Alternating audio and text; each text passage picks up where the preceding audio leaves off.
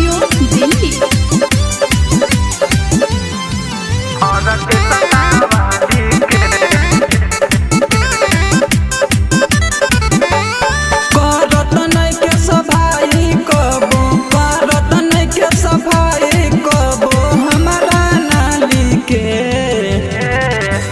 भतरा रखले बाये सखी और के सतावाली के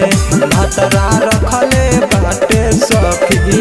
और के सतावाली के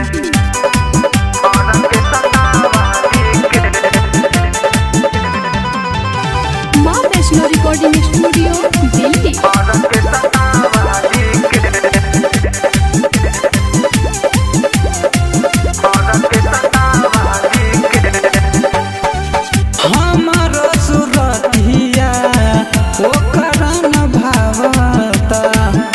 जब कुछ कही त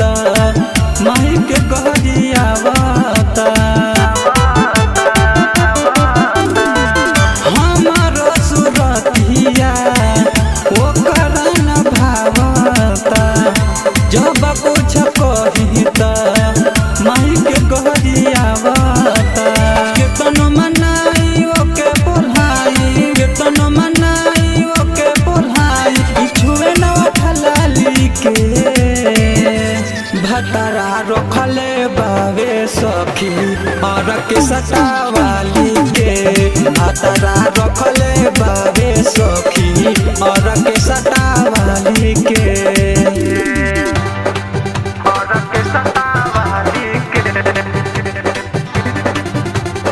माँ वैष्णो रिकॉर्डिंग स्टूडियो दिल्ली।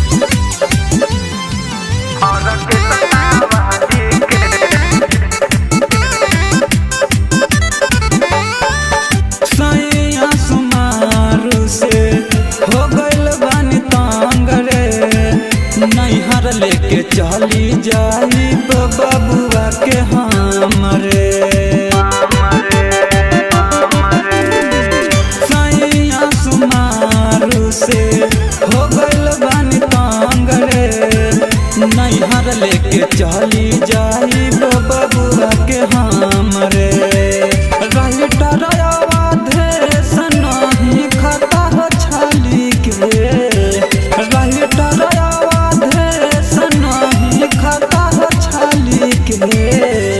सैया रखले बावे सखी और के सतावाली के सैया रखले बावे सखी और के सतावाली के करतन के सफाई कबो हमारा नाली के